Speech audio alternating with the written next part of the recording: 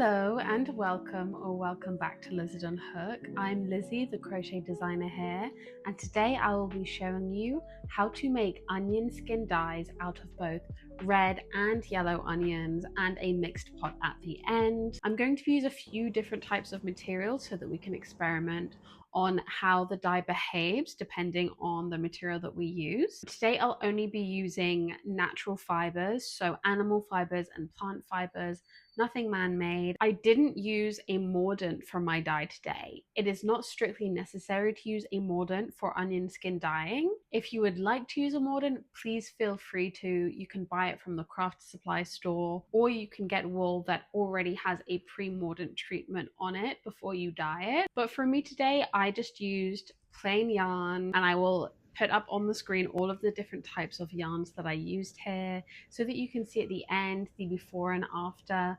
transformation of the dye. And without further ado, let's get into it. I have been collecting these onion skins for a few months now, and I just peel them off and I leave them out to air dry so that all of the moisture has wicked from the onion skins before we start the dyeing process. I have about 7 red onion skins and 7 yellow onion skins, and I'm going to be making 2 dye pots today.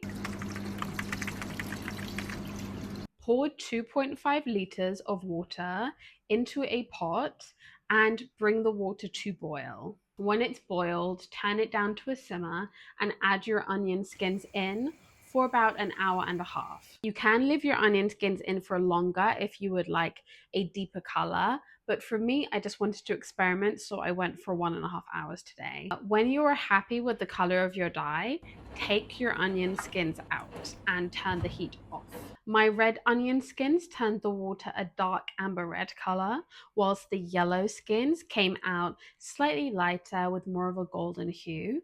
For the actual dyeing, I wanted to experiment a little bit, so I put bamboo, cotton, and plant fibers in each of the pots so I could just see how both of them behaved with the same or similar kind of yarn. And I let my yarn sit inside the dye pots for 2 hours. And when they were ready after 2 hours, I turned the heat off completely, took them out of the pot, and directly squeezed them out and put them into an ice cold water bath, and then I rinsed them until the water ran clear with the red and yellow onion skin dyes. But there are a few yarns that were a little bit stubborn, whether it was because of their material or the way that they had been manufactured. So I decided to pour both of my colors together, both the red and yellow onion skin dyes together, and then add in one of my old discolored t-shirts just as an experiment, a nice cotton t-shirt, as well as these stubborn yarns that hadn't really colored either by the red or the yellow over the 2 hours. And then I left them in for an extra 2 hours and then completed the same process of squeezing them out, putting them into an ice water bath, and rinsing them until they were clear. When everything was ready, I spun them out over my arms so that they were slightly longer, and then I just hung them up on hangers and left them outside overnight to dry. For a deeper color, you can actually leave your yarns in overnight. I actually had to catch a flight in the morning. I'm in Vietnam right now, so I didn't have time to leave them in. But if you would like to have a deeper color, please leave them in for as long as you like. I think with the mixed batch that I did with the really stubborn yarns, it would have been good to be able to leave them overnight. And I would love to see how the dye turns out if you're actually able to and have enough time to leave them overnight. Tag me if you do that because I would love to see it. And here are the results for my yellow onion skin dye and my red onion skin dye, and also the mixed batch that I did at the end for my more stubborn yarns.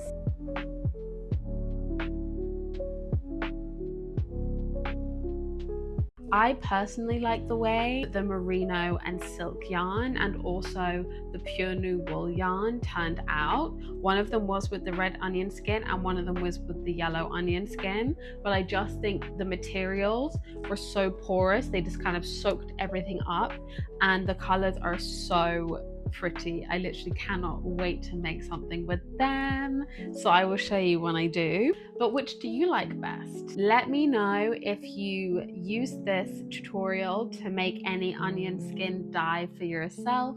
I would love to see your results. Thank you for watching. Bye.